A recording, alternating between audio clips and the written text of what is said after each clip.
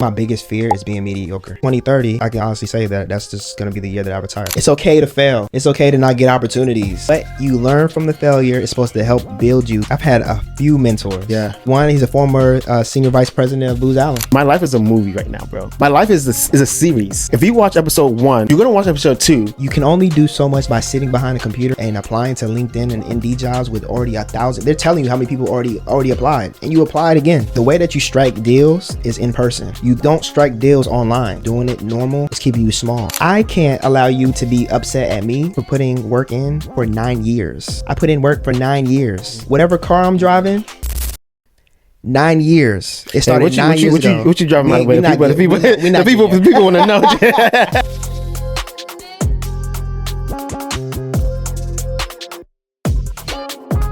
And we are live with another episode, y'all. I have my brother, Mr. Derrick. How you feeling, man? How's home? All that, bro. Man, everything is beautiful. Yeah.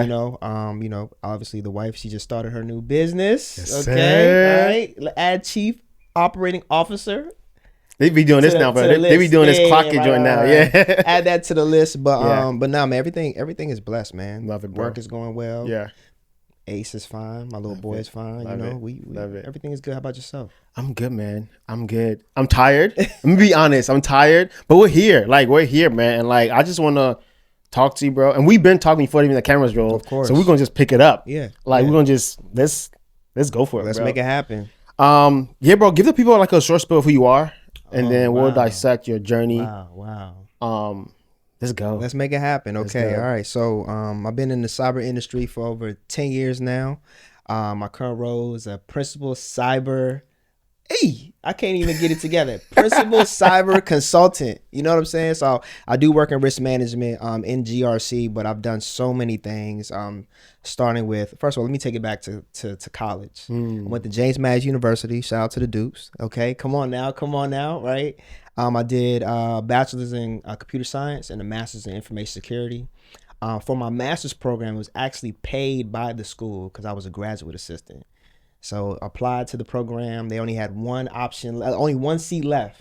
Took that seat, and my whole master's degree was actually paid for. They actually paid me. Yeah. They actually paid me. So we good there. You know what I'm saying? After I graduated, after applying to 300-400 jobs, I landed a job with Lockheed Martin, which was a blessing. I was with Lockheed Martin for 6 years, so did everything from research and development to threat detection to it was just to pen testing,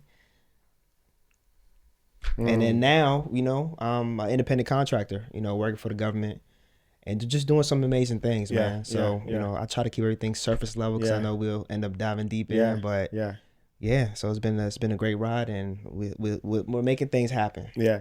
Hey, I'm smiling through your whole intro because I know this is about to be fire because we've already had a prep call, and I was like, if I don't get you off this prep call, no, I think what I told you, I was like, yo, the prep call should have been this podcast. Yeah, it was crazy because all the gems was just dropping, and I was like, it's crazy. So I'm just smiling because I'm like, you're talking, and I'm like, yo, I know this is not even the half of it, yo. Where do we go from here, man? Let's do this. Give me a background story of you, Derrick, as a kid. Wow. How was home? Wow. I figured out that you were Ghanaian. Yeah. On the prep call. Yeah. I figured out that I know your dad. Yeah. Yeah. And we're figuring a lot of stuff out. So give the people a spill of who you are, who you were as young Derrick, man. Of course, man. Young, a lot of confidence. So that confidence been there since. A lot of confidence, man. Played basketball, all through my youth, all the way up to college. Yeah. Man, and then just loving parents, man. Parents that always supported me. They were really, really big on education. I mean, come on, man, with the Ghanaian parents, African parents, period. Okay, they don't play about education. I was supposed to be a doctor or a lawyer. That's all they knew. You feel me? Facts. As you get older, the things start getting better. You start seeing people in different fields and everything. And I got into tech, but man, just vibrant, always outside, always very, very sociable. But one thing that my parents always taught me was just hard work, bro. work hard, you can do anything that you want. Yeah. Obviously there's some things that you have to stay within the confines, like, hey, you have to go to college, you got to do this, you got to do that. Yeah. But work hard. Yeah. And you can do anything that you want to do. But yeah, man, that was pretty much it, man. I was a great kid. Yeah. I was really, really good in school. And then one thing, what's crazy, for my wedding, my mom said that she was always worried that that I wouldn't meet someone that was for me, because I was a person that wore many hats. We talked about it. We got friends that are not doing so well. We got friends that are doing so well, right? I can go into any type of room and talk, right? Yeah. I'm, like I said, very sociable. I talk.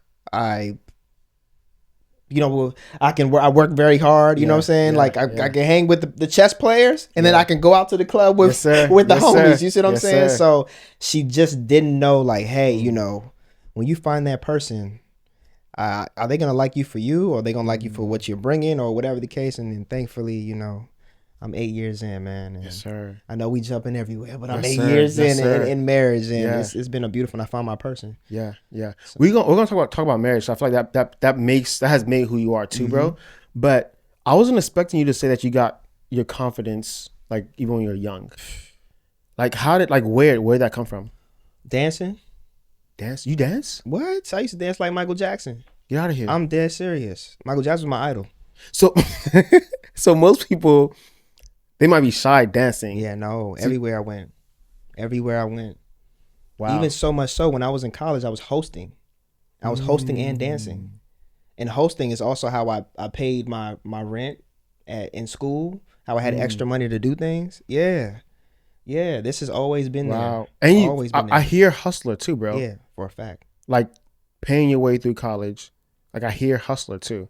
Like, did your dad give you that mindset? Did your mom? Did you see that from somewhere on TV? Like, what made Yeah. In the beginning, when you're young, your parents do a great job by not letting them know that they're going through whatever they're going through. As you get older, you realize, like, oh man, at your age, I want to retire. So, what can I do differently to make sure that I'm in the best situation possible, so that by the time I'm your age, right?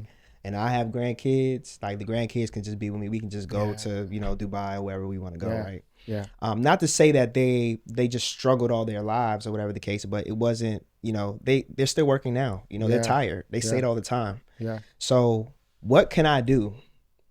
What gifts can I use? Gifts that I didn't even know that I had, right? To put myself in the situation that will be beneficial. Yeah. And ever since then, I just find passion in everything that I do. Yeah. So if I'm gonna go out, I'm gonna go out, and I'm also gonna make money while I'm going out. Yeah. That's when the hosting came into play. I'm just not gonna go out for free. Even when it comes to posting on socials, what's the reason why am I posting on socials? And I hate to say it like this, but it's just more of like, what benefit are you guys getting from me when I'm posting on socials? Am I working with a brand? Am I doing this? Am I trying to build a personal brand to get something? Right? What am I doing? I don't want to just show my lifestyle. I want to bring something to you. And it doesn't always have to be the currency doesn't always have to be money. The currency could just be inspiration. Y'all are inspired. So that fills my cup. Wow. You have a lot of wisdom, man. I asked you how old you are, like off camera, and I was shocked. Oh, we could tell everybody. It's all right. You sure? We could tell them. Because I got some people saying, "Oh, my age." Well, not. Hell yeah! Oh, I'm 50. Whoa! I'm just playing. I'm 33. Your brain is 50 though. Yeah, brain is 50 for sure. Where do you get your wisdom? Do you read a lot? Like, how do you keep up? How do you keep yourself up, like mentally? That's a great question, man. I think it comes from just, again, I think my biggest fear is being mediocre. Ooh, let's talk about it. So it's that and what I mean being mediocre is mean that whatever is normal, whatever the society has stated that you're supposed to do, I don't want to do that. Yeah. They say work till 65. I don't want to do that. Right? What information don't I have that I need to have to expedite that? So that's what drives me. So before the chat GPTs and the AIs, it was Google research. There was YouTube research. Do that research. Figure out what's going on. Investments. What can I invest in? What can I do to make sure that I'm in the best situations as possible, right? When I bought my first house, I bought it in Florida. We lived in Virginia all our lives. So why did I buy in Florida? No state income tax. Ooh. And then when I did it, I went through Navy Federal where I had to put 0% interest down to get to get my home. So there was so many things. And how did I do that? Through research. Yeah. So again, just finding different ways to make life easier for me so that I can, again, put me and my family in the best situation possible. And I can tell you right now, you know, what year are we in? We're in 2026. I forget the year sometimes because of the we working. how I'm operating, right? Yeah. But 2030, I can honestly say that that's just going to be the year that I retire.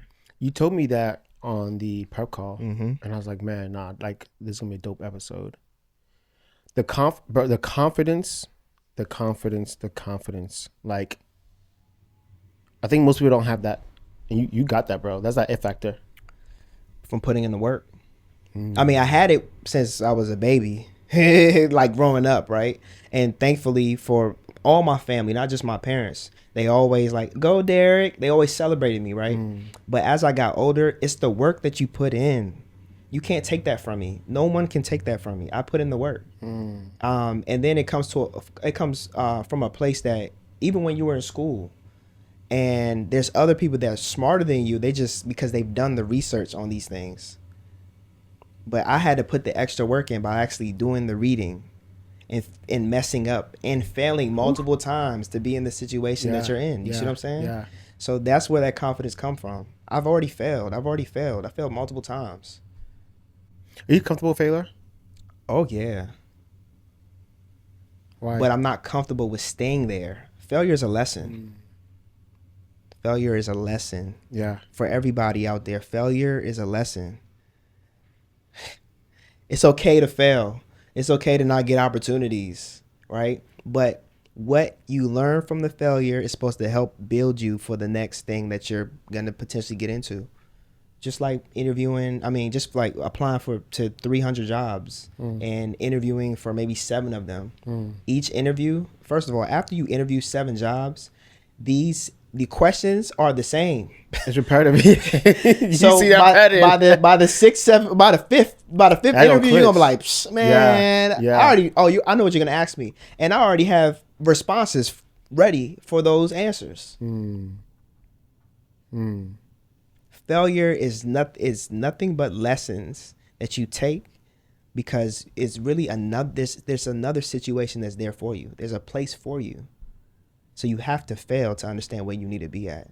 Yo, you know we're like 10 minutes in this conversation, right? We just started the surface. I'm sorry. Hey, how do you cockiness? How do you not get to cocky? Cocky is telling everybody that you're the best. Confidence comes with confidence is not unsolicited. I knew you was about to drop a bar. Yeah, confidence is not unsolicited. Like I didn't just come and say, everybody, I'm the best. Yeah. Confidence is when we having a conversation, I can then tell you my intelligence. But if you didn't solicit for it, if you didn't ask for it, chilling. I'm gonna chill. I'm gonna listen. I'm gonna dissect. And if I need to maybe give some advice, I will, but it's gonna be very, very surface level. Yeah. It's not gonna put down anybody because everyone has their own process. That's why it's so important for people to connect. Go talk to someone. Go talk to someone. It's the little things people need to do to be able to get to the next stages in their life. Yeah. And this is very, very important. And I like to stress this. If you're getting into any type of industry, it could be social media, it can be cyber, it can be real estate, it could be whatever. Find someone that's there to talk to them, and not these social media gurus. Find somebody reachable that you can talk to that's in the game, that's already doing it. Yeah. And just get some game from them. Hey, how was your process? What was your blueprint? And then you don't use their blueprint. You just take bits and pieces of what they did and try to make it part of your process. People don't understand. Have you had like a mentor, bro, to keep you up, keep you going? Because you can't just go and just do your own, bro. Who was that? How have you been doing that? Like, let's talk about mentorship, man. I've had a few mentors. Yeah, And and they're still here today. yeah, yeah. I would say one, he's a former senior vice president of Booz Allen. Mm, Another one is a high level tech lady at Lockheed Martin, and that's the one who really took off for me. And then I have one, he was a career, but he's also like my life coach, basically. You see what I'm saying? So you need mentors along the line, and they give you so much game because they've already been where you're at. yeah, And again, these are people that's helping you kickstart things. You're not waiting till 50, 60. We're kickstarting it now. And they've helped me to get to, I wouldn't be in the place that I'm at today without my mentors, for sure. You need mentors. You can't do it by yourself. You don't know, you're a baby. You don't know anything. So you need to be fed information, fed inspiration, so you know what to latch onto, and you know what you're working towards. yeah, yeah. And they gave me so much game. Let's stay there, man. Let's talk career, bro. Because you mentioned Lockheed, you mentioned Booz Allen. Let's talk career, man. How did you get into tech? Let's talk. Let's do this. Let's talk from college. Maybe like It was actually before college. How I even thought about going to tech. let's talk about it, man. Let's go. I was in the neighborhood, man, and I saw this guy. One of my neighbors, they just moved. It was brand new neighbors, and the guy was coming in with fly cars. He was dressed very well. You could tell like he took care of himself. So I asked the guy what he did, and he said, "Yeah, I'm in tech. I'm actually the one that helped develop Verizon Fios the fiber optic." And I was like, "That's crazy." He said, "Yeah, when you go to school, get into information security or cyber. It's a hot field." It's high school. Where you at? This was high school. This was my junior year of high school. This is the guy's telling me this, so I'm soaking it in because at that point, remember, lawyer and doctor was all I knew, right? That was all they were saying. Hey, man, you need to be, study to do this, study to do that, right? So then I looked into it. Actually, before looking into it, I was just all about basketball, right? If basketball didn't work out, then I was gonna be a lawyer or a doctor. Yeah, right. Yeah. I'm only 5'6", so now you keep on saying basketball, bro. Like I'm only 5'6". You keep on saying basketball. Are you nice? Or are you nice? I was nice. Because I had a conversation with my last guest. Yeah. I was nice, but it wasn't for me. Yeah. In the long run, God knew what he was doing. I was gonna say like after his like. I still definitely can move a little bit. All right. I might need an ice bath afterwards, but I can move a little. We getting old now, huh? For sure. But so after that, I obviously got to my senior year. Then I had an opportunity to play at Hood College. So partial academic scholarship, partial athletic scholarship. So okay. Tuition wasn't really that expensive. Yeah. Going there. So I played my first year, got kicked off the team my second year. Crazy experience, y'all, but it's okay. It was a blessing in disguise. And I used that as fuel to actually transfer to James Madison University. But throughout this time, I was in computer science. I was the only athlete at the time in computer science. And it was hard. Very, very difficult. Madden, you're coding, you're learning Java, you're learning C++. It's hard, right? And then you have to go to practice. You know what I'm saying? So there were times where I wanted to quit, but I knew like, hey man, I see this guy, man, he got this really nice Impala and everything like that. I might be okay, right? Yeah. And even with being in computer science, transferring to James Madison University, having 2 more years left, I'm like, hey man, I don't really like software development like I thought I did. And I'm in here, and this is all I've been learning until I took a cyber defense course. That's when everything changed. That's when everything changed. Then I got really, really good with the professors. I loved what we were doing. We were standing up virtual machines. We were attacking each other, doing a lot of pen tests, securing our boxes, attacking other people's boxes, writing reports. I said, yeah, this is where I'm at. But then what I didn't notice that it was fun to me, but I wasn't coding, but I was scripting. So then I would ask questions. I'll let them know like, hey man, I really don't know what I want to do. I love cyber defense. why don't you look into getting into our information security master's program? It's okay, great. I look into it. Hey man, I really want this thing to be paid for. How can I make that happen? You know, you've been around for a while. We like you because of conversations that I'm having, because I need help. So I'm going to professors for help. And not the type of help where just give me the answers. Hey, I've done the research. This is my review on this. What are your thoughts? Because I feel like I'm getting lost somewhere. Yeah. So instead of you giving me the answer from the very, very beginning, we're looking at a piece and you're helping me work through that. All right, well, here's the application. Apply. It's only one spot left. And, you know, we'll interview candidates, and, you know, if you're the one, we'll pick you. Not unfortunately, it just worked out. I was the one. I applied. I had the interview. That was all she wrote. Then I went from teaching classes, grading classes.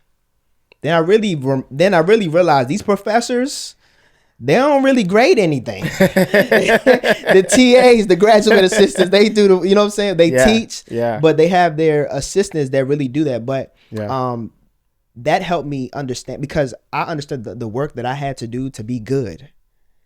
So anytime students came to me for help, I just gave them the game, gave them my experience. Like, look, I know this is hard, but you have to put in major work. There's some kids here, they're really, really good. They've been doing this since they were young. You haven't.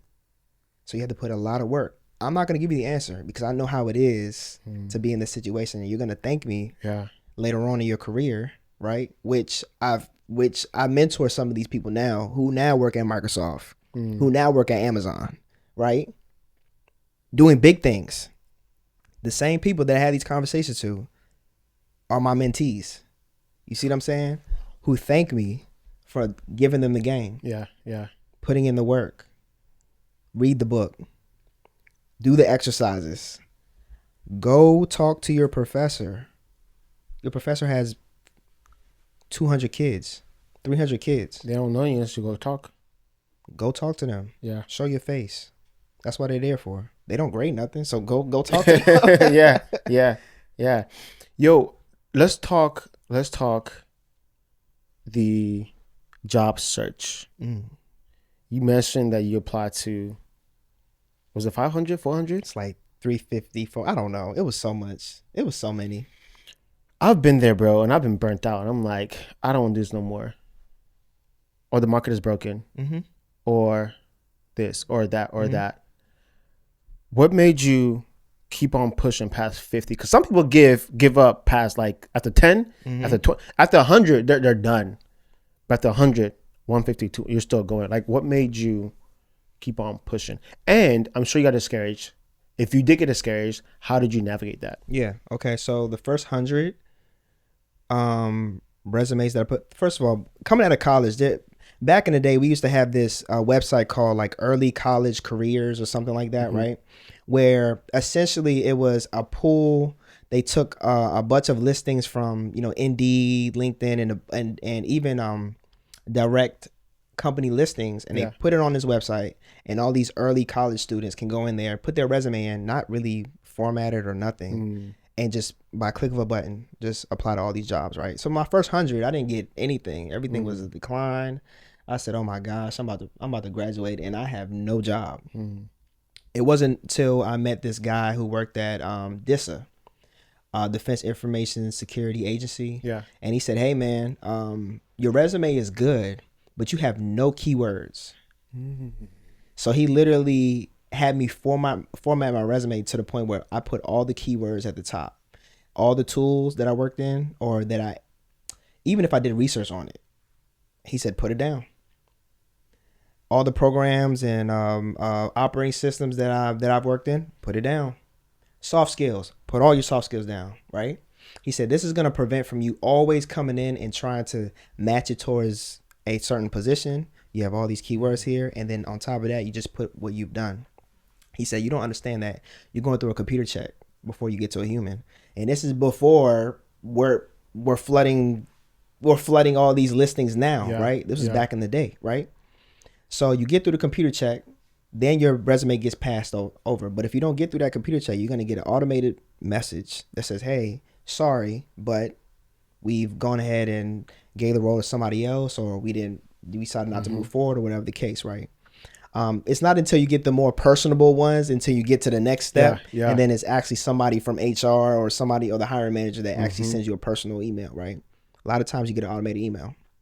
So once he gave me the game, I took that and ran away with it. And then after I went back on that website, I applied, and I did, and I landed a few roles. It was like 7 roles at the time, right? And I forgot to mention to you this. This was a year before I graduated.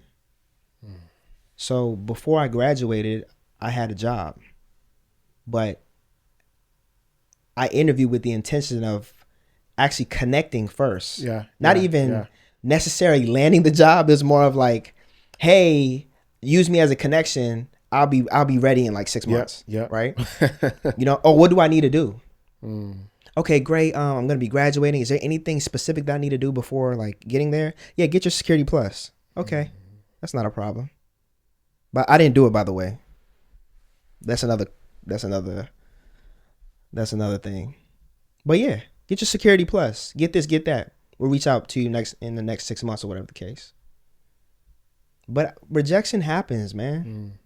I couldn't really be upset because I didn't know anything. Right? And that's why it's very good for people to watch Decoder Stories. That's why it's very good to connect with mentors, because they're going to give you the game and let you know that it's not that you suck. Is there's some things that you need to do to be seen. Can't just skip steps and just get certifications and think that you're going to be seen. That's not how it goes anymore. Why do you think people are scared to like be seen and go reach out and say, hey, like, I'm Derrick, I need help, or I'm doing this here? Why do you think people are scared like building in public? Building in public is, you got to deal with the criticism. They're not ready for it. No. You got to have a sense of like confidence, or not really caring about what everyone is going to say about you building. Right? And it's okay. I think that if your intention is to show your passion and inspire, it's okay. But there's a thin line when you're building and you're showing things and it becomes cocky instead of, it's a very thin line. I'm showing it because I want to let you guys know that I got it. Or I'm showing it because I'm putting in major work and I'm showing you a small percentage just to inspire you that you can do the same. Do you know why people gravitate towards real people and people who are sharing the journey? Like, yo, I messed up today. Yo, I had a win today. I think it's because people want to do that, but they don't have the confidence, like you just said, to do so. So now they're living their lives through the lens of somebody else. And it's like, oh, cool. I like, follow, like, because like, I want to do this thing. Yeah. But then on the flip side, you can also get negative thoughts. Yeah. Critiques. Like, who you think you are. But who does that come from? The person themselves. Majority of that comes from people that know you. Ooh. That part. Strangers support that you. Part. Strangers are the ones that support you. The unicorns are the ones that know you and support you. But the ones that know you, they knew you from a certain place. How did you get there? And I'm not there. We played in the sand together. Yeah. How did you get to that space? And I'm here. And you're there. And you only showed a percentage of the work because you weren't comfortable with showing in the very beginning. So you showed it at here. And they're still trying to figure out where the rest of that gap is. That's why I think I put a tweet out one day and I said that people want to see the harvest. No. Yeah, people want to see the harvest, which is the journey, and not just the fruit, which is the result. The problem is a lot of people show the fruit, show the journey. And I think TikTok does a really good job and YouTube does a really good job with giving people the space to do it. Instagram, people came out and everything was perfect. Yeah. Right? Yeah. So now to the point where people feel uncomfortable with failure, or trying. showing like, Yeah. oh, I messed up. Yeah. I Yeah. messed up. Let me use caption to put the captions. It's okay. You can do that, right? But people, we need to see that you messed up. After you show that perfect clip, put on your story that you messed up and laugh about it, because there's somebody in the back that wants to do what you did, but because you did it so perfectly, they don't know that if they fit that, fit that criteria, fit that mold, or whatever the case, right? Hey, I've grown so much, bro, and I have, man. Thinking about what people think of me, that ship long. Anybody who knows me sailed. But I also think that with me building this brand, my brand, what I'm building, I have gotten so many follows, DMs, interests, right?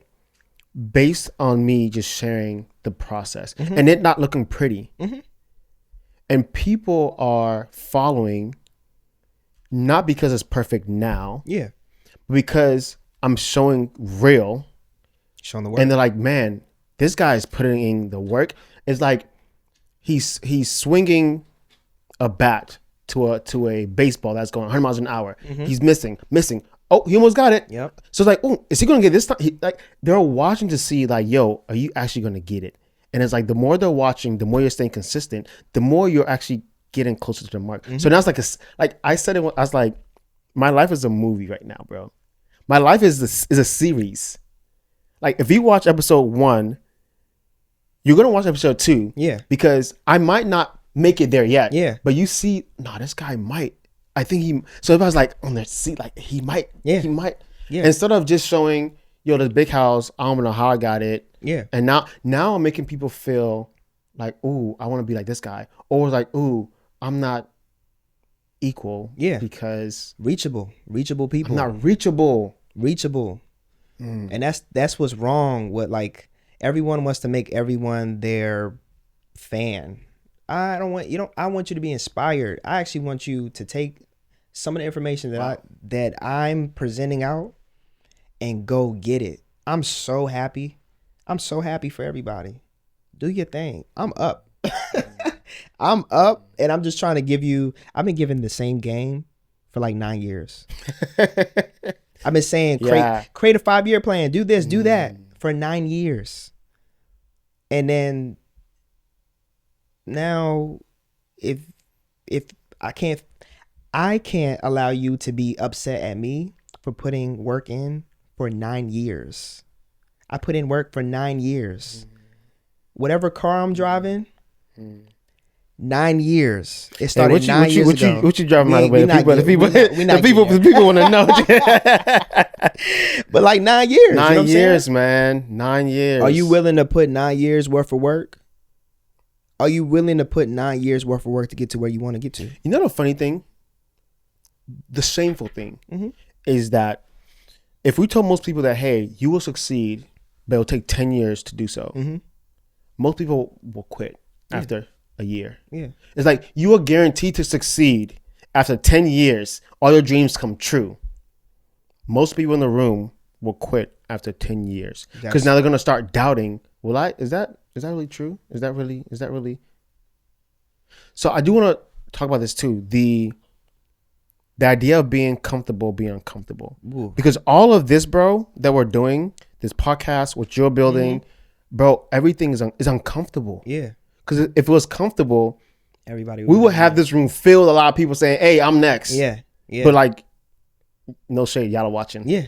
Yeah. Like for real. So let's talk about the idea of being comfortable with being uncomfortable. What's your thoughts on that? Man, you got to, because being uncomfortable requires you to sacrifice. Sacrifice is hard.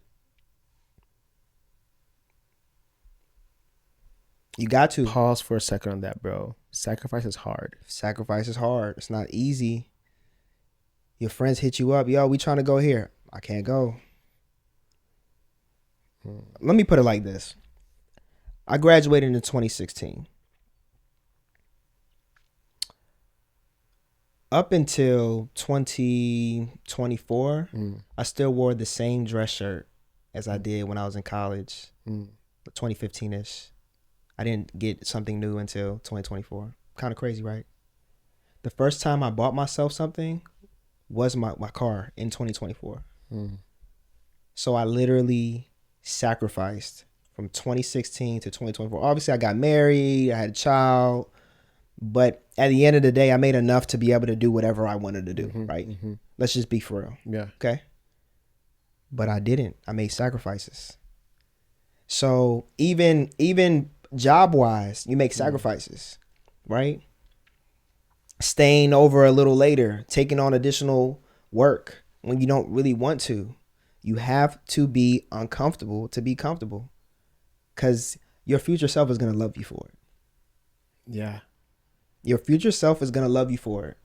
The best thing you can do is create a 5-year plan for yourself and tell yourself, for the next 5 years, I'm going to grind. I'm going to be uncomfortable. And hopefully the people around you, you have those conversations with them and they understand. Okay, great. I understand this is going to be a building phase. We're going to build this foundation. We're going to build on top of this foundation to the point where we have everything working automatically. And then we can be in a more comfortable state. And that comes from making great investments. That comes from maybe you or somebody wanted to build a business. That comes from preparing for an opportunity that's not even there. Yeah. That you don't see. That part. Right? Put it like this, man. When COVID happened, we saved money for our house. Now, this is a story I know we don't tell anybody, right? Go for it. We were saving money for our house. When the stock market dropped, we were into Tesla heavy. We were researching the car. We liked what they were doing because I felt like they were changing the game with how things were going, right? Yeah. We put our whole house money into Tesla stock. That initial investment, I won't say what it was, right? Shot up to $350,000 in 8 months.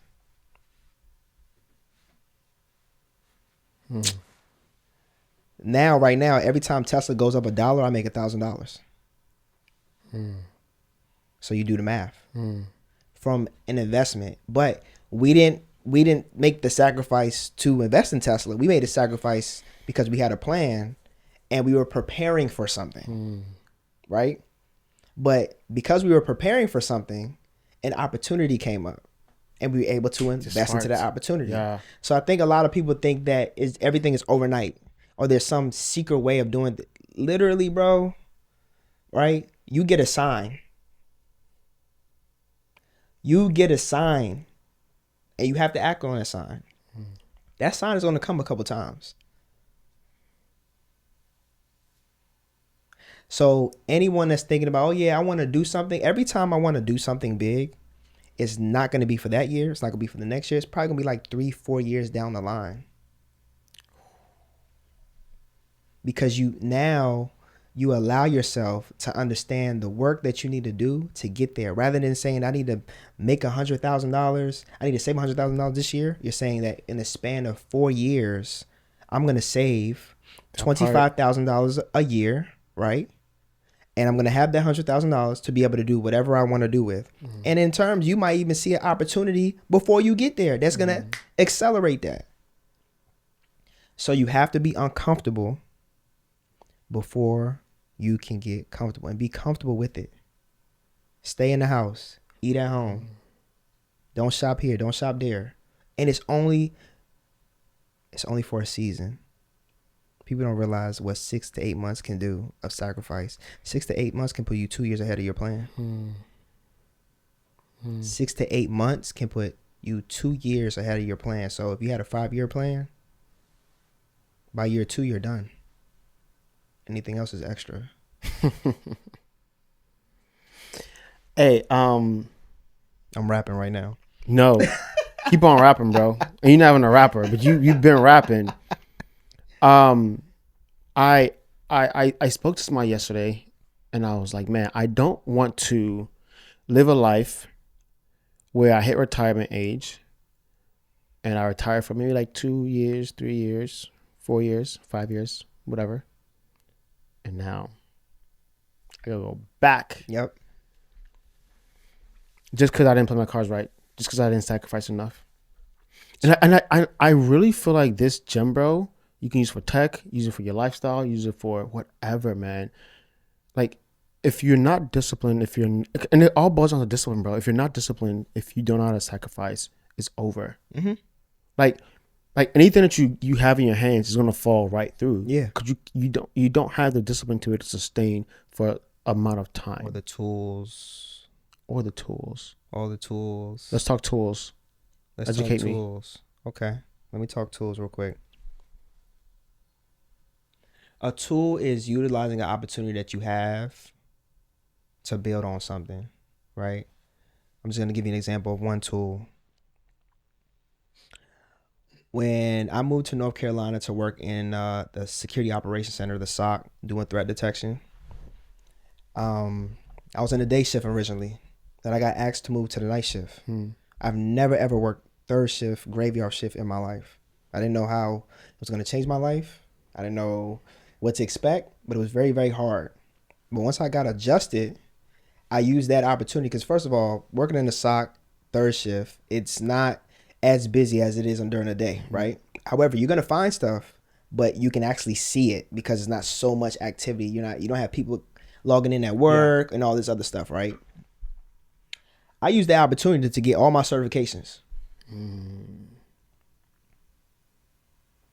Security Plus, CEA, CISSP. I got all my certifications. Tools. I use my opportunity as a tool to get more tools to make me more marketable to get another job. Uncomfortable. Working third shift. And not to mention, because I was good at communicating, documenting, I became the lead. Just joined this team, started doing threat detection, did some training. Hey man, we need to put you down to the third shift. Go to the third shift, get training from someone who was the lead and became the lead. Tools. People are tools. Your opportunity is a tool. And to use your opportunity to build on that, to maybe get certifications of where you want to go and use that as a tool. Yo, like you have a son, and as a father myself, I am proud of you, of where you build yourself up to be right now, knowing that your son is the first man he's gonna see. He's not seeing a sloppy man. He's not seeing somebody who's not gonna go grind. That makes me happy for you and for the next generation, bro. How do you feel about that? I'm a superhero. I'm a real life Superman to him. And to the point where he knows that, like, he's not starting from ground zero. He's actually, by the time my son turns 18, he'll be a millionaire because of the vehicles we already put in place for him. Right? He'll have real estate under his name. He'll have a business under his name. He already has a business. Right? He's being paid through my business, being paid through my wife's business, right?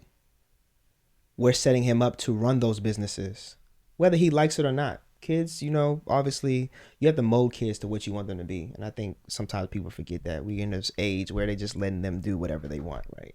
No, I'm going to mold you to be what you want to be. So if we have these real estate properties, how are you going to manage them? You're going to come with me, and you're going to go through, and you're going to find all the issues. And you're going to document it. That's step one. Then the next year, you're going to do the same thing. But now I'm going to give you the extra role of sending it to the maintenance guy that we work with. The third thing is you're going to go there, you're going to do all these different things, and now you're going to go back and you're going to make sure all the work is done. So this is teaching you that, okay, hey, I got this property. This is how I'm going to manage the property. Now, before you leave my house, I want you to have a couple properties for yourself. And you're going to do the same thing that I taught you all through these years, how to manage these properties. Even for investments. When you get that money, don't go around and go spend it here. Now, have fun, right? We're not going to say you can't have fun, but be reasonable, be smart, right? Yeah. You've seen what I've done for myself. Go do better. For us, go do better. You're not starting from ground zero. And you also started from a place where you don't even have to go to a bank. You can borrow from yourself. Ooh. But again, this all came from research. All came from, I didn't get these things because my family, they first generation, you know what I'm saying? They're immigrants. They came from Ghana. They didn't have the game. This was their dream. This is not my dream. Yeah. Right? My dream is to, retire in the next 3-4 years, and then then go to all of my son's events, every single event he has going on, and be a father, man. Be present, be a father, and teach you everything, right? Put you in position. And then my wife, come on now, killing it, bro. She's killing it, And y'all see him. wait till you. Yeah, and she literally took a passion into a business. But I think what's so best about people that have businesses and that's their passion is the level of care, the level of attention of detail that they have. Because it's not, okay, I'm not trying to brag, but my wife don't have to work. So if you ever go to the shop, she's not even trying to sell you on the product. You either want to do it or you don't, right? But it's a passion for her. When you come into my space, I don't want you to leave out the same. And folks always leave out smiling. I can. We're gonna talk about the business. We're gonna talk about the business because I gotta come visit y'all. I've already told you this before. You see, I didn't even plug it in. I'm just talking. No, But don't worry. I'll do it for you. I'll do it for you, sister, because I know you watching. Yeah. I know. I can see that passion, bro. Like in the reels that she makes. Like I'm serious. Forget the cameras, bro. This is like real talk. Yeah. Like I can see that. Like no, she's not actually trying to sell something. Like I have a product. It will benefit you. But if you want to try it out, it'll be good for you. Sure. But if you don't want to, sure. Because there's a lot of businesses doing the same thing. So go for it. But I've seen the way y'all like advertise, bro. I've seen her reels. I've seen the details in the shop. And I'm like, nah, these people are not. You're not out here trying to scam people for their money. It's not about that. It's about the passion, bro. It's a passion project that makes money, but I think that. Let me be vulnerable. I've done things for money. We all have. And not for the passion. That's not to say that money doesn't matter, because obviously money is a currency. Money is a tool that you need to provide for your family. So money obviously matters. Right. But I've done it solely just for money, and it's never worked out for me. Never. But when I do it for the passion, it's a bit slower. I grow, I inspire and impact more people, and I can see that we're actually taking. It's like a plane. We're taking off. It aligns. It aligns, bro. For a short period of time, I was doing content creation, and I was doing UGC content, working with brands. I don't want to plug them in because they not sponsoring. When they sponsor Dakota Stories. Yeah. I'm not gonna plug them in, but and at that time when I was putting the content out there, it was just all passion.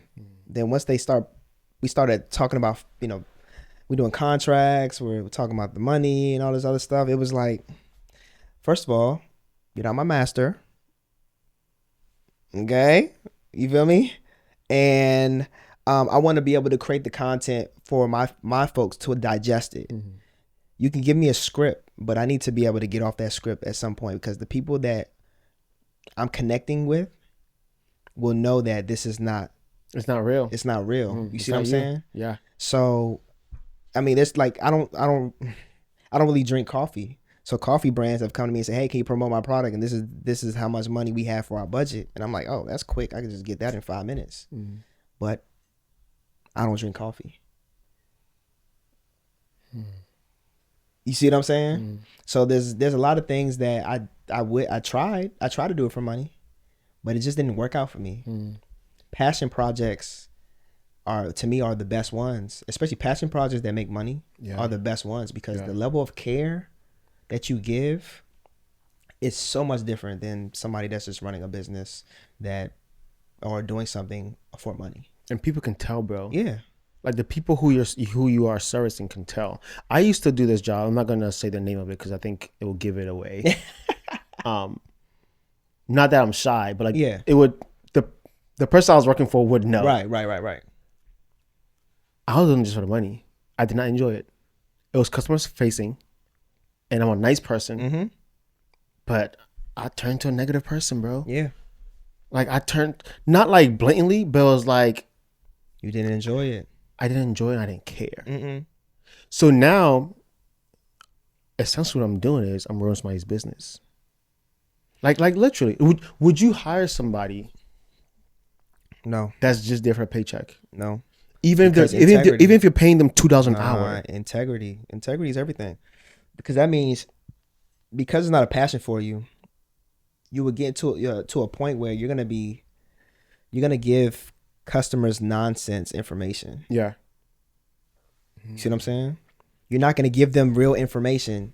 Hey, I want to get a teeth whitening, but I have this on my teeth. Oh yeah, we can take care of it. We can't take care of that. They have to go to the dentist. Tell them that. So it's weird when you get to those type of situations. Even with with me I'm doing 1099, but eventually I'm going to flip this over to be a corporation and hire people, right? You can't go to the customer and just tell them anything. Mm-hmm. Be real. Even if you messed up, tell them you messed up. Be real. Yeah. But how you fix it is by fixing the situation. You see what I'm saying? But don't go around just telling people whatever. I need someone to have passion. I actually need someone that wants it so bad. That's the type of person that I want around. Because I can teach you everything. Some people say they can't find jobs. You can go work at food restaurants and they teach you everything. Working, I've never worked as a server, but I feel like working as a server is harder than working in cyber. The people? I don't know, man. Everywhere I work, there's been a playbook. There's been procedures. Not saying there's not procedures for a server, but I'll have that pen and paper down the whole time writing exactly what people want, and I probably wouldn't get out of it. And then being kind to different people that could be potentially cyber and IT, you interface with people, right? But you are not, if that person's rude, okay, all right, cool. But you talk to them for that specific second, you get what you need, you go about your business. On. Here, you're there, and they're rude for the time that they're there. And you might get somebody else that's the same way and they won't tip. So I always tell people that when you want to tap into any type of industry, not just IT or cyber, whatever the case, right? The best thing you can do is be a nice person, and a hardworking person. Because everything else can be taught. Mm-hmm. Don't let anybody fool you. You can be taught. That's why there's certain things you need to do. You need to get off LinkedIn and Indeed. You need not get off. You just need to not just solely rely on those. You need to show up in person. Because the hiring managers that are there, they were paid to be there to go find somebody. Find somebody to fill a role, right? Someone that can mold. Not somebody that can just come and grab and come do some work. Somebody that they can mold. I'm literally training somebody right now who's been in the game for years, but they don't understand what the organization that I'm in does. But what I respect about him is his willingness to learn and catch on to the process. You said something, bro, that just, I was like, whoa. I don't know if they even caught it, bro. You said that the recruiters that are there, man, they're being paid to be there to do what? To find somebody. Literally. Why do we feel as if that they're there against us? Like, why do we feel as though they're there to like nitpick so much and like they get a trophy for going back and like, yes, we didn't find any candidate. These folks are not technical. Not all of them are technical. Some are technical and then they shift it over, but a lot of them aren't technical. They're literally waiting on the system to provide them information. How can you bypass the system? Okay, let me be real. One way you can bypass the system is go to a hiring event, link up with a HR rep, a recruiter, even a hiring manager. Tell them that you have a passion. You haven't. I mean, you could be real. You said, "Look, I'm looking to get into this role. This is all the research I've done. I'm getting my security plus or certifications or whatever the case, right?" And make sure you have your resume handy. Give them your resume. Give them your number. All of that stuff. And then they're probably going to give you a role to apply to, or they might even reach out to you. When they reach out to you, you apply for the role, regardless of how your resume is. They might even help you with your resume, right? Just so it can meet some criteria so it can pass the system, right? But let's say it's 80%. It's not even part of that 90% percentile. They would still move it forward. I like this kid. He came. He used to work in the banking industry or whatever. I'm telling you a real story, by the way. He used to work in the banking industry, and he wants to get into IT. This same person that I'm talking about is now a ISSM, Information System Security Manager. Never had a role in cybersecurity, but he utilized his experience with banking as project management to help him be in this role here. Ouch. Bro, all right. I know we're probably out of time, but this is my podcast, so we're going to keep on going. Are you cool with that, bro? 'Cause I got a couple questions for you. I got time, man. The person utilized his knowledge from the banking industry and now is in tech, bro. Somebody's watching this and saying, I work at McDonald's, I bag groceries, I work at X, Y, and Z. That has nothing to do with tech. I'm not even in front of computers. The only thing I do is just clock in and clock out. What experiences do I have bagging groceries, working at Walmart, whatever, to get into tech? What do you tell that person, bro? Well, in the beginning, if you don't have any tech experience you want to get in, you might have to take a role like help desk.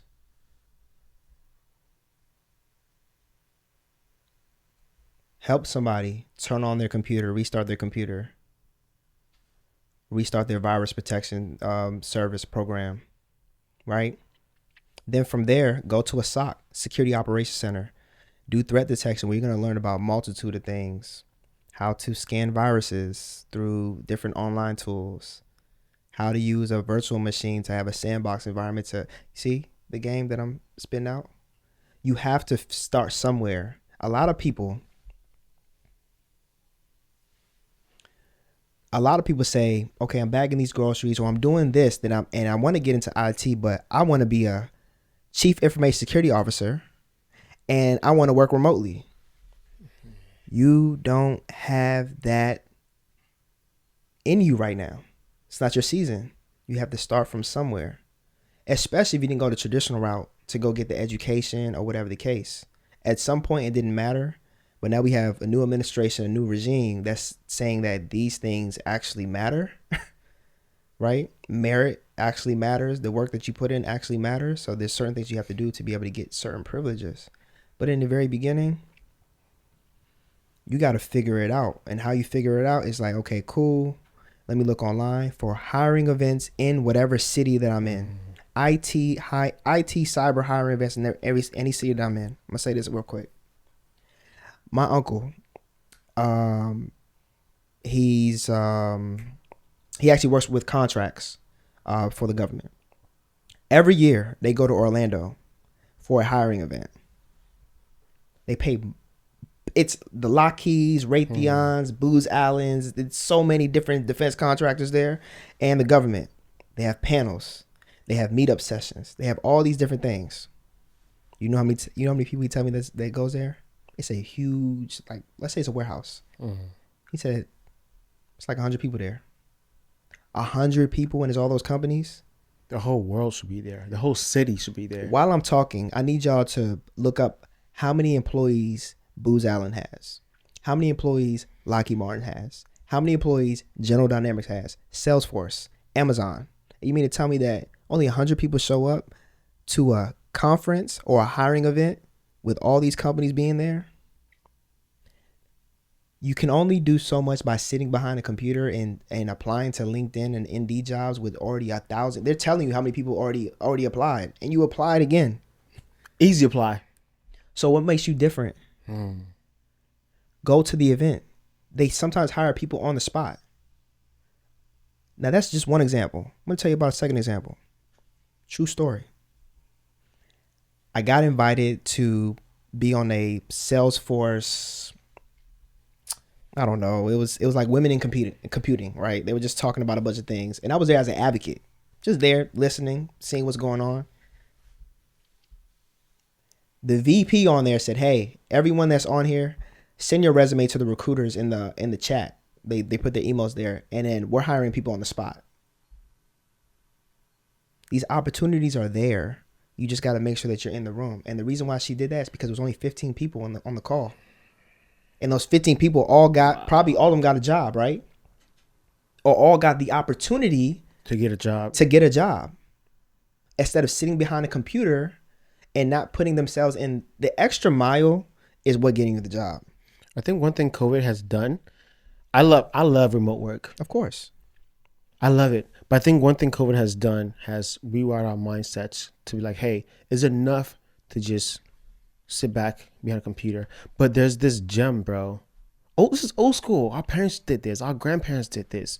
If I want to like meet you, I'll either call you on the phone or write you a letter, whatever the case may be, right? But I'm meeting you somewhere. But now it's like, oh, virtual coffee. And I'm cool with virtual. I'm cool with it, right? But I feel like we've taken it and we ran with it to the point where we have overutilized virtual conversations. Yeah. And we've forgotten that, like, hey, what we're doing right, bro. People, I get updates from this podcast, and people are saying like, man, we vibe way more with the in-person podcast than virtual podcast. Yeah. And they're not even here. Yeah. They can sense the energy, bro. We're having the same conversations, right? I'm decoding your story, same thing, bro.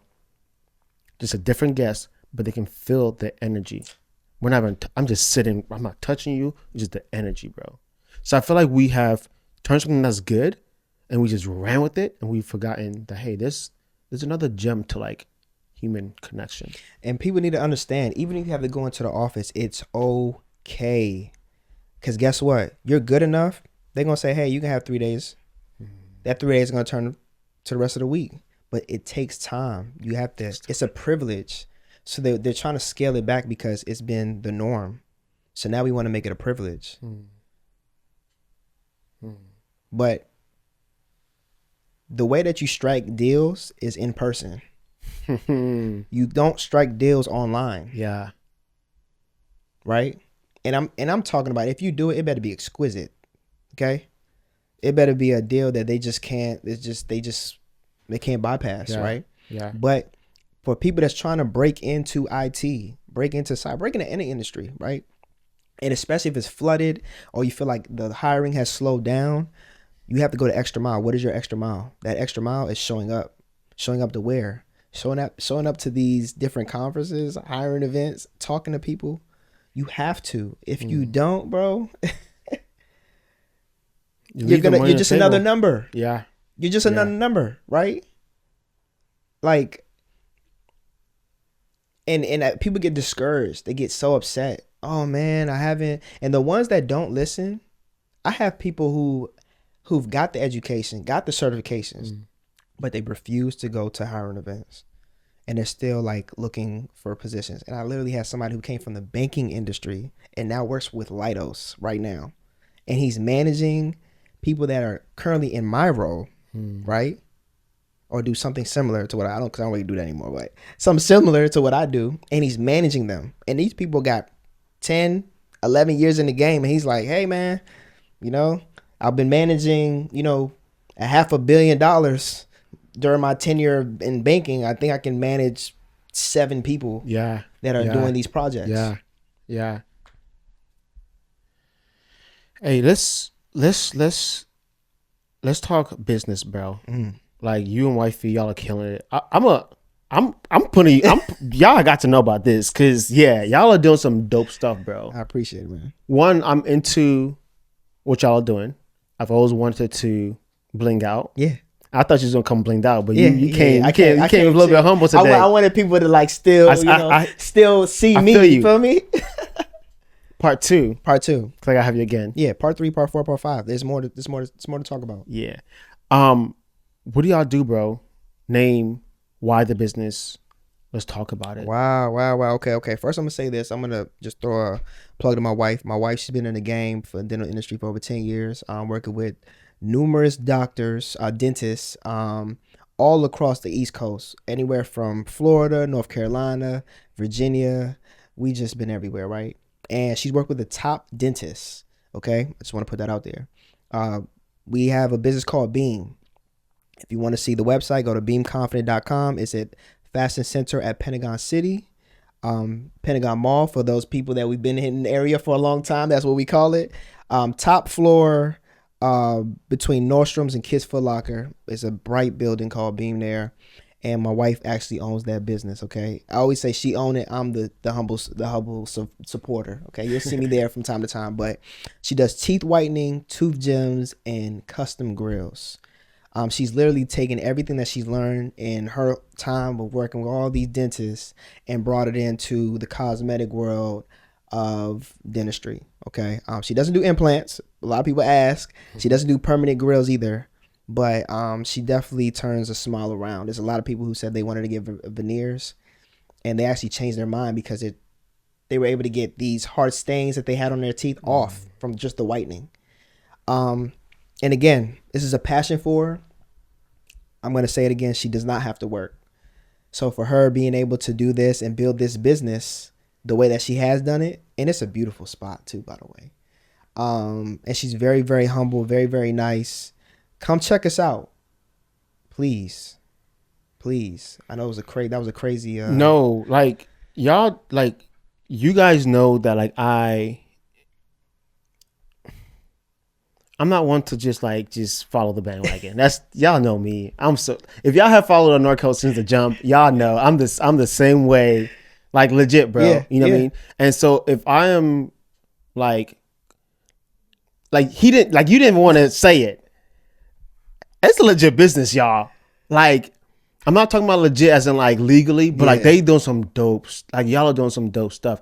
Hey sis, keep on killing it. I'm gonna come see you one day because I'm trying to like the top teeth over here, the two ones to the side. I need some studs. Yeah. You know what I mean? We got it, and we've had some people come there. We had some. You kind of hesitated on some people. Yeah. Can you name drop or can you not name drop? I don't think I can name drop right now. You know what I'm saying? I feel it. I don't want to put them in a position. For sure. We had some people, man. People in government, high places. Yeah. People in the sports world. Yeah. We right here. Shout out to the Wizards. I ain't say no names. But it's like, we're doing some amazing thing. And I think that, by the way, we opened up in August of 2025. And what's blessing about the business, like when you start a new business, you're expecting to be in the red. You're expecting to use your own personal finances to cover the business. And since we started, the business has been paying all of its bills.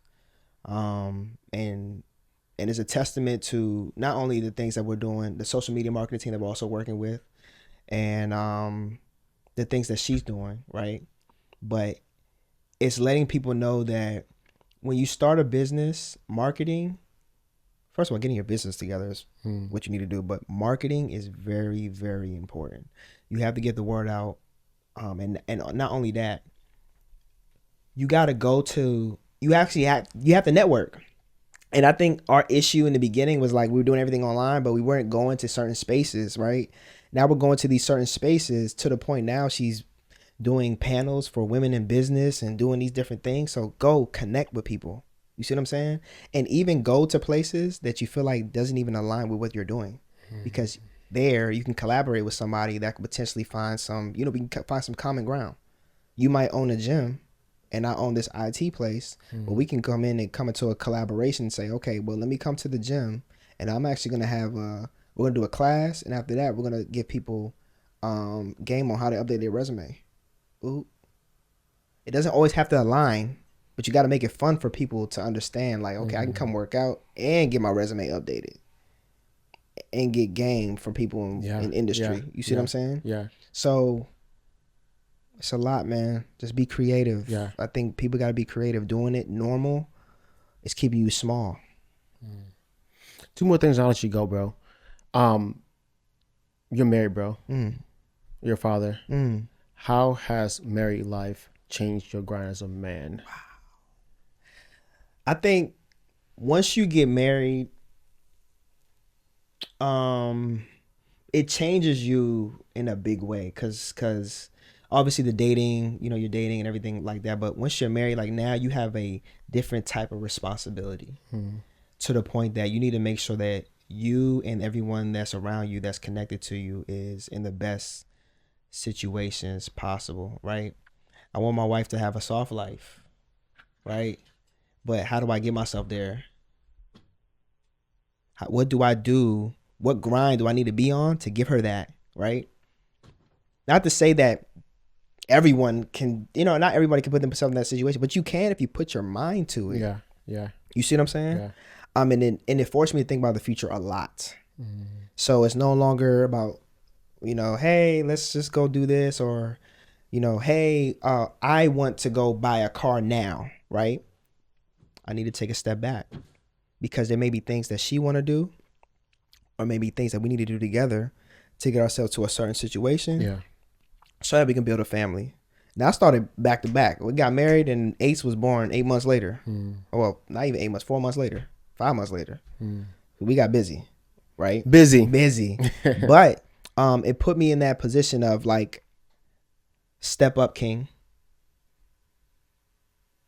And now it's kind of weird, because now the relationship came more serious. But it became serious because of future, not because of now I just need to be in this certain place. It became serious because somebody has to lead us to a place that we want to be at. And that's how it changed me. And now, like I said, we in a situation where, because I've led, first of all, God led us, right? Put me in the position to do these different things, to be able to work in these different spaces, then own my own business and bill people X amount of money a month. We've been able to take that tool, build a business, and then take that business, which is a tool, for some future things that we have coming up. Yeah, build the next. You see what I'm saying? Yeah.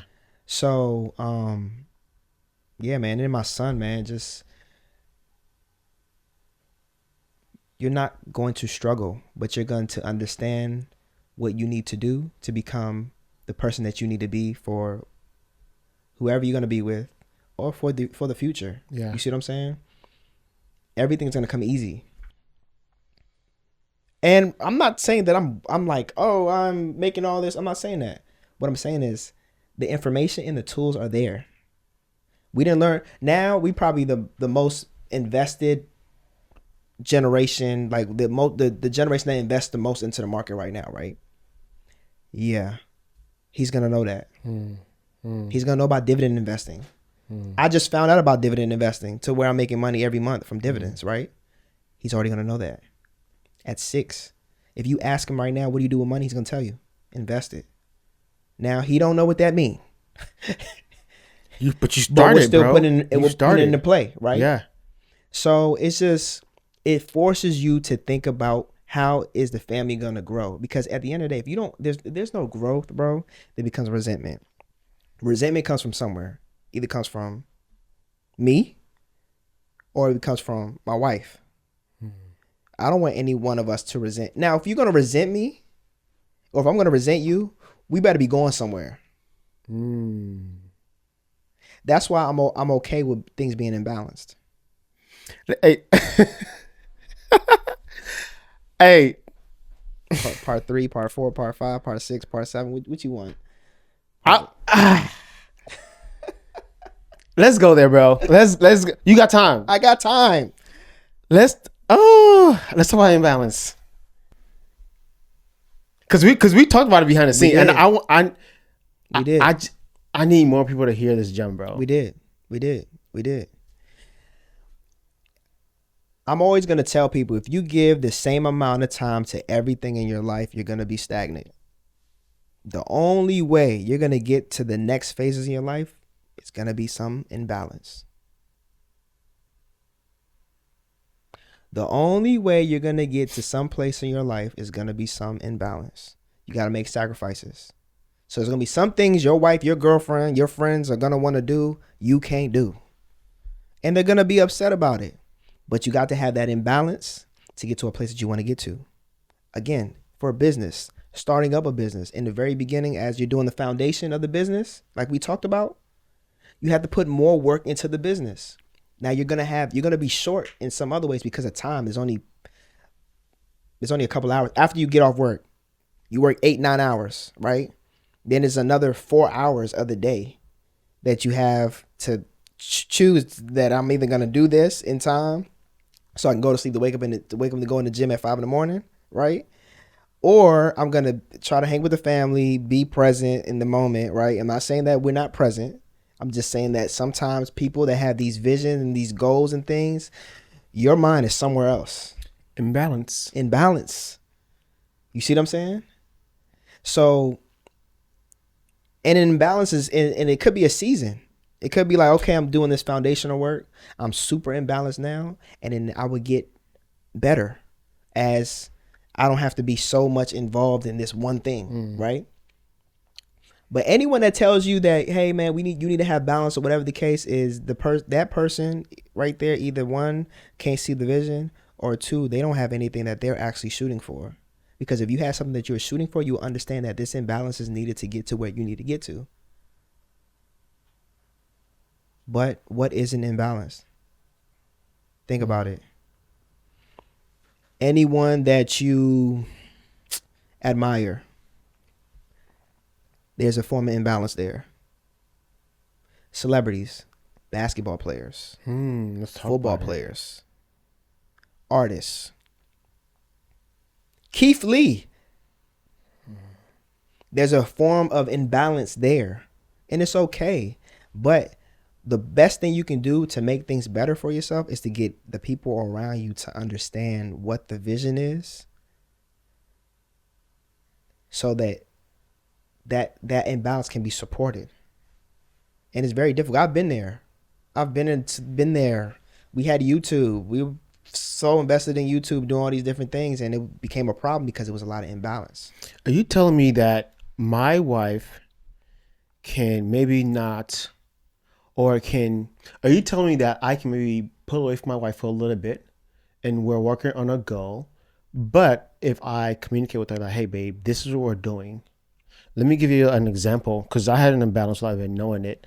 When I was in boot camp, coding boot camp. When I was in coding boot camp, bro, I did not bring a penny home. And I was in coding boot camp for like 6 to 8 months, I believe it was. I did not bring a penny.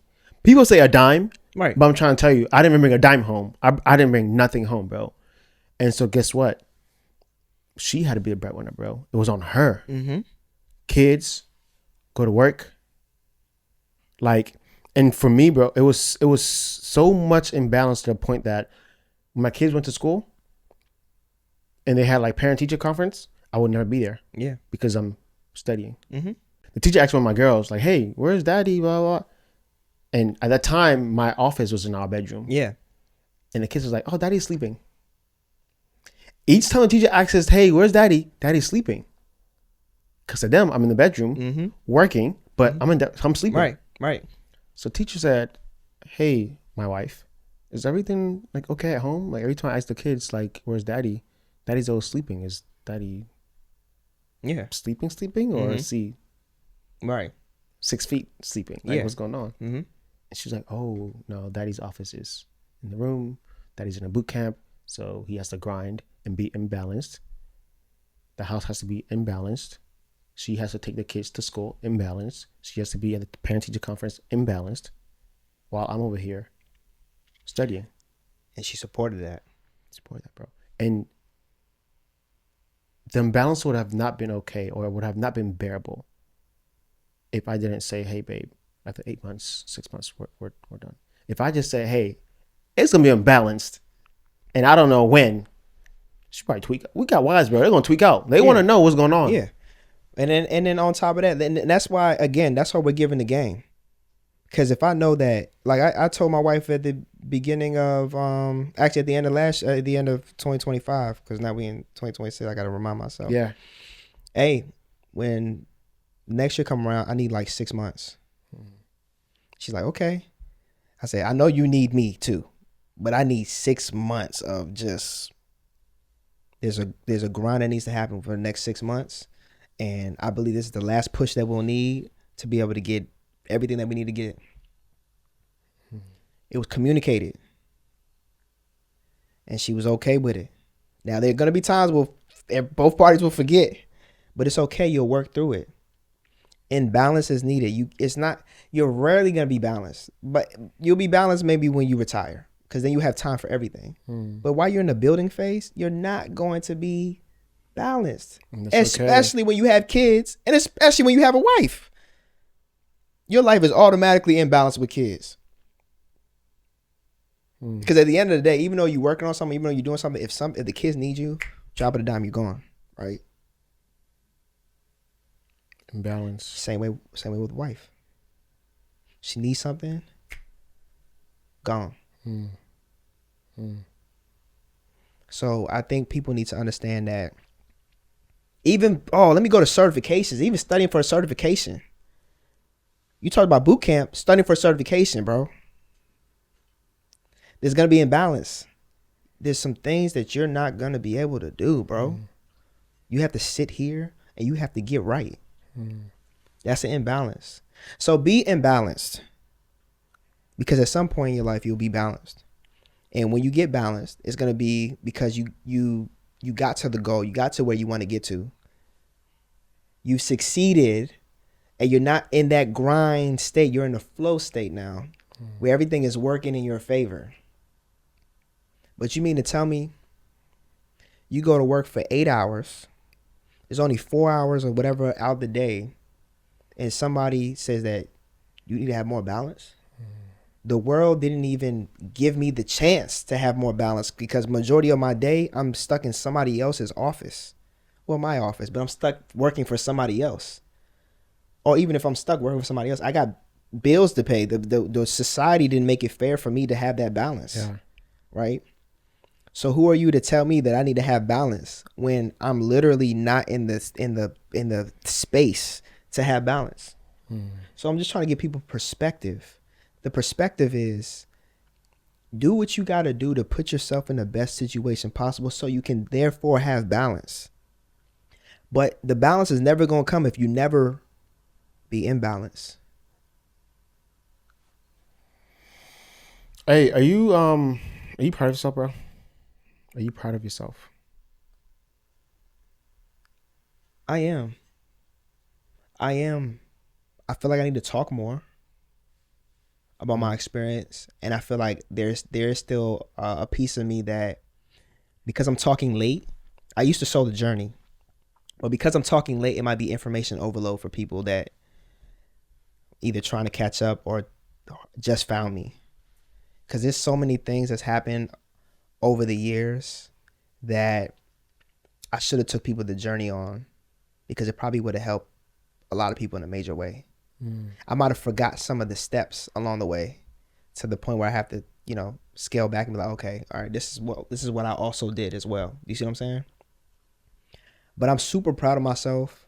I think what I could do more of is talk more to inspire people, because I'm a reachable person. I'm not somebody that came from money.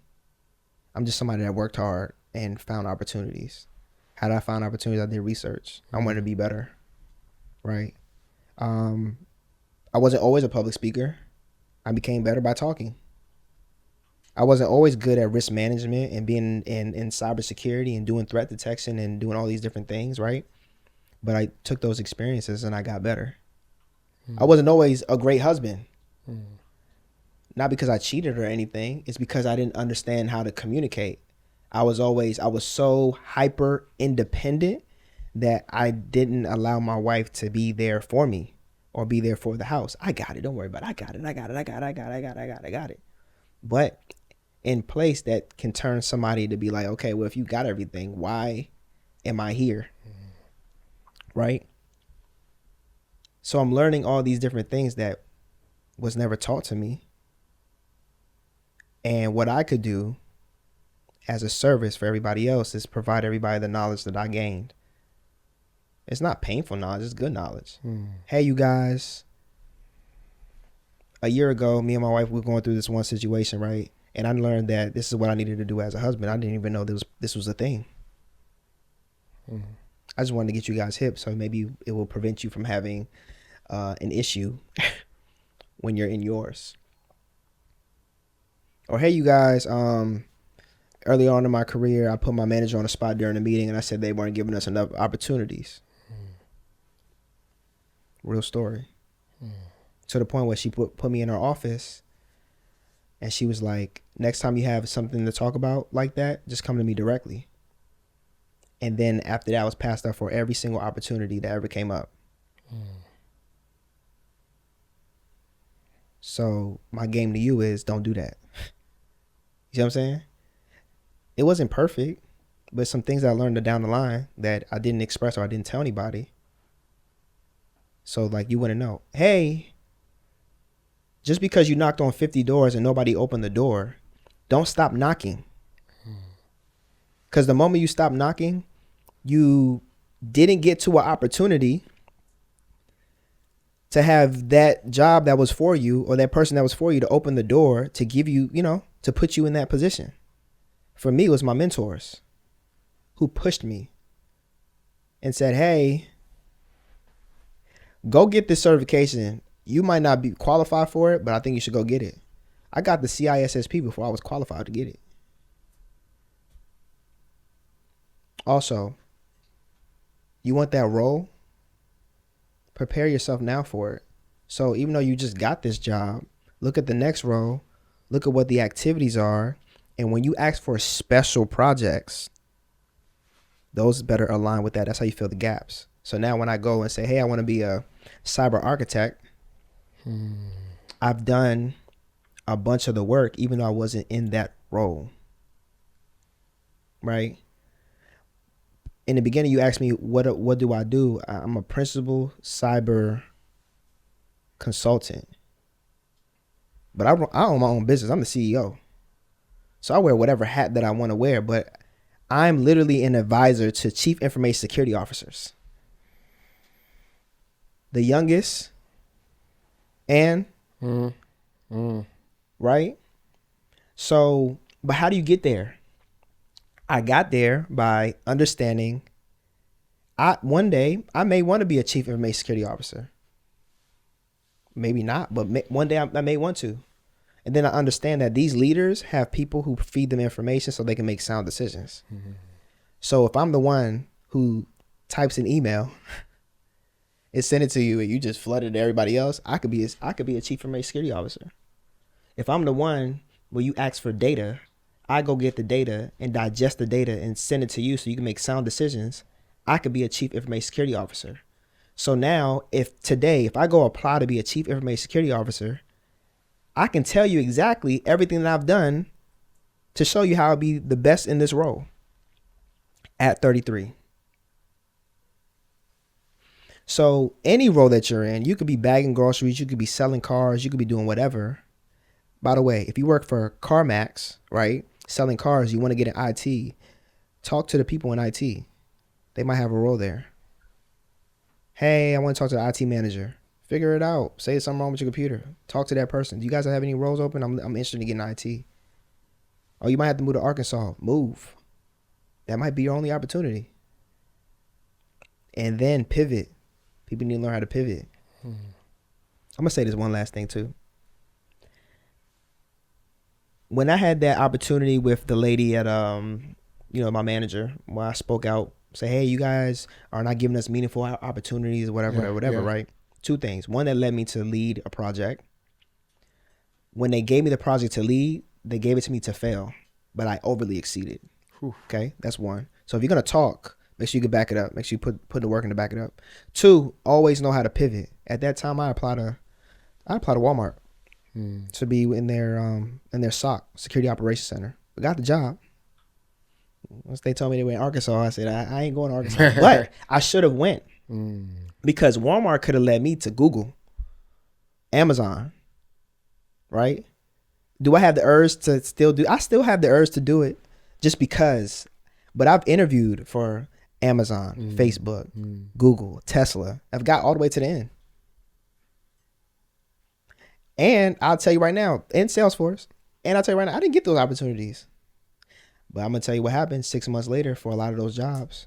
They called me right back and say, "Hey, you might not be in San Francisco, but we have our opening in DC. And if you want to talk to one of our hiring managers, if everything is good, we'll just give you an offer on the spot." So you mean to tell me I don't have to go through nothing no more? Oh man, you must have had a good note in there for me. Same way with Facebook. Salesforce, hey, I realized that the recruiter ghosted you. We have an opportunity for a manager position. Would you like this position? But I'm so in my feelings. I didn't take it. I just said, nah, man. I don't need y'all no more. I just moved to Lockheed Martin, man. Lockheed Martin gave me an opportunity. You know what I'm facts. saying? Yeah. You feel me? Yeah. So it's like, and then they prepare me. Because with these big companies, man, you have to go through a 5-stage process, man. You go with coding. You speak to a recruiter. After that, you do coding. After you get through the coding, you speak to someone. Then you come in and you have a 5-panel interview. You know what I'm saying? And where you're writing on the whiteboard and you're doing all these different things, you have to talk. You have to be confident because there's a lot of different people that they all want this role. They all want to make money, right? It's a lot. But I got rejected by every single job. Every single one of them. And the only thing that made me feel good is that they came back. You feel me? You see what I'm saying? Yes, sir. You see what I'm saying? Yeah, So like, yeah. and like I'm not even like you see me because it's a lot of passion in this. You feel what I'm saying? And there's a lot of people that's discouraged. They're applying to all these different places and not getting it. Hey, keep going because you don't make you miss 100% of the shots you don't shoot. So shoot the shot. Apply to places that you feel like is above you. Because again, the only difference between a senior and a junior is the level of confidence that you give in the interview. It's the same work that you're doing. You could probably work on the same team I'm on, and there's a junior and there's a senior. You guys are working on the same exact work. The same exact work.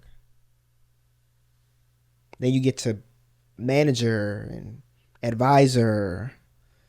And after advisor, VP. You feel what I'm saying? When I call myself an advisor or a principal consultant, I'm letting you know that I'm working with VPs, C-suites. You feel me? I'm not really working with program managers. I'm working with directors, giving them the information. Hey, you have something coming up. This is my review. Make your decision. Right? Let me know what you want. I can give you a write-up, help you with your PowerPoint, whatever, and go from there. So put in the work, man, and shoot for the stars. Be reasonable with yourself because when you get to the interview, you're going to have to talk that talk, right? But if you're not there yet, take the entry, take the junior position, take the help desk position. That help desk will get you into doing compliance. You might work with a compliance team where you're now just doing blue teaming, where you're updating firewalls, you're doing this, you're doing that. Great. Also, get the certification for the job that you want to get. Don't just get certifications because you feel like it. Like, oh man, I'm gonna get this ITIL. ITIL ain't gonna take you so long, okay? Get Security Plus. I mean, if you get ITIL, cool. That's one layer. After that, go get SANS. That's hard, but go get SANS. Hopefully by that time you're working with somebody. You're working on working with somebody so they can pay for it. After SANS, go get that CISSP. Get those certifications that put you on a map because only a small subset of people that have those type of certifications. Yeah. And then when you do get it, go get the role. Why would you stay in this position here and have the CISSP and the CISM and all these other things and you in this role here? Go get the role. That's why it's there. Get it for where you're going. I have 8 of them, and only one really matters. Well, 2. 8 certifications, only 1 mattered because I realized that these certifications don't even matter. They didn't care. I got here through relationships. We keep going, man. Got here through relationships is crazy, bro. It's a part of it, though. My mentor that I was telling you that used to be with Booz Allen, he was senior vice president at Booz Allen. Excuse me. He was a director at Lockheed Martin. Mm. He's the reason why I got the position. I was a junior when I first got to Lockheed Martin, and you usually have to be with the company for like 3-4 years before you become senior. Yeah. I was there for a year and maybe a half. I connected with this guy at a conference who became my mentor. I found a position under him. Lockheed Martin had just won a contract in North Carolina. I was one of 5 who were hired for that contract. I became a senior. Senior Cyber Test Exploitation Engineer. Crazy name for what I was doing.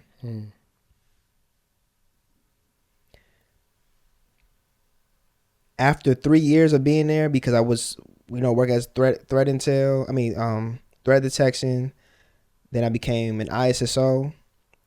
Lockheed Martin gave me the opportunity to go stand up a pen test team in Orlando. How did this happen? Through relationship. You need humans, man. You need humans. You need to talk. Yeah. And I've never pen tested a day in my life. But I've worked with so many teams that done so many things. But I think people need to understand that what I'm telling you, like understand what I'm saying. I went from research and development, researching vulnerabilities, developing discriminators, tools a company could have to be able to present to customers saying that, hey, as an added benefit, this is something that we build internally. We're going to use this to further secure your environment, right? So I've done development. Remember, I didn't like doing it in college. It benefited me during this. Wow. Now I'm just connecting the dots. Then I get into threat detection in a SOC, and I'm using Splunk. I'm using all these different tools to be able to get information, and I'm using the ServiceNows, understanding how to ticket and escalate things, right? And how to, take screenshots and provide the supporting evidence and create the reports and use these different online tools like VirusTotal. I'm just bringing this stuff up because this is public. I'm not telling y'all anything, you know what I'm saying? VirusTotal and Joe's URL Sandbox and all these different things, right? Cool. I'm understanding how these things work. I'm understanding why certain attacks are happening because some of these devices and boxes and things that we have going on are not compliant. Why do you have your virus protector off? How did that happen? Why are we not using something like a tool like Tanium to make sure that all these things are already on, right? Why are we doing all these different things? What's going on? Then you get me into risk management, where I'm taking everything I've learned from software development to being in the SOC, using these different tools and seeing all these different issues with firewalls being, like ports being open and all these different things. And I get to risk management, and I'm able to connect all the dots and work with different teams. I'm working with the engineering team, working with like our vulnerability remediation team. I'm working with this, I'm working with that, to the point where now when big issues come, I can build a team because I know everybody. So I take that experience, working with pen testing. And then on top of that, a lot of people get into risk management, GRC, because it's easy, right? But it's easy because they put bodies there. But to be the best, you have to go through the process. Because now there's the development team can't tell me something that they did. Because when they show it to me, I'm gonna say that don't make sense. Yeah. Right? Explain it to me, because the way I would have done it, would be this way. So explain me how this works, right? Run it for me. Pen test team can send a report. I can look at the report, dissect it, and then tell the application team what's going on. So, because I'm seeing the reports, I'm seeing what's going on, right? The security operations center can send over a ticket saying that it's based off of whatever my system is doing or whatever the case. I can dissect that information and present it to them where they can digest it. Yeah. Because I've been there. So now when I get to this pen test team, I've already worked on reporting. I've already presented to people. I've already did all these different things. Worried about standing up a team. I've already been in a situation where I had to handpick people to work with me, standing up this pen test team is not going to be a problem. First of all, I don't have to hire the people. That's a plus. But I just have to come here and come up with policies and procedures. How we're going to report. How we're going to kick off meetings. Oh, I didn't even tell you this. This is new information for you. Building a unclassified and classified lab. I did that. First time ever doing it. And the people trusted me to do it because of conversations that I had with them about my previous experience. After I did that, the customer called me to come back.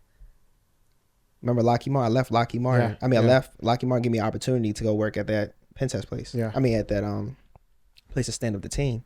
The customer, not Lockheed Martin, the customer called me and said, hey, we'd love to have you back. I said, well, let me see if Lockheed will make the change. And I guess my compensation package was too high. And we were living in Florida at the time. And then she's like, hey, when you come back, you got a special place in our heart, completely remote, blah, blah, blah, blah. I said, okay, no worries. She said, if you can't find somebody, I'm going to stop there. I ain't going to say that. But basically, they just gave me the opportunity to come back. You see what I'm saying? And I came back. And obviously, things happen, new regime, there's Doge and stuff going on. There's some activity going on or whatever the case. And that gave me the opportunity to say, hey, man, it's time for me to go 1099 and here's my rate. And be confident in your rate and negotiate your rate, right? But it comes with time. So I think people see the beautiful things you're doing, beautiful things your friends are doing, people that have been in the game for a while, and they want to get these roles, but you have to understand, like, it starts somewhere. The steps, yeah. And once you get your foot in, right, it's going to give yourself 6 to 8 months. And you might have to be a little crazy sometimes and bounce between jobs. Because the loyalty between jobs is... That's a different conversation. That's a different conversation. But, I was saying all this, I was just trying to put things together so people understood that the person sitting in this seat today is somebody that went through the process to the point where I'm in the position where I've done all these different things, where it's easy for me to connect with these different people. It's easy for me to speak with auditors and speak the language and protect VPs so they don't have to speak, or protect them by providing them information so they can be able to make sound decisions, right? I'm in that role to the point where I'm so tapped in that it's very difficult for certain people to run and operate without me being at work. Do I like that? No, I don't like that, but it's a plus. I get to keep my job. You know what I'm saying? So all this to say, man, once you get to a position, man, find ways to make something efficient. Everyone has their process. You got to work within their process. People are not changing their process especially for some new guy. Okay. Make it efficient. Hey man, I'm doing this. It's taking too long here. This is how I'm going to do things to make things better for myself. You know, we can keep going, man. I told you, man. I told you. Hey, listen, if y'all want a part 3, part 2, part 4, comment, let me know, because we're going to have you back, bro. Hey, listen, we out.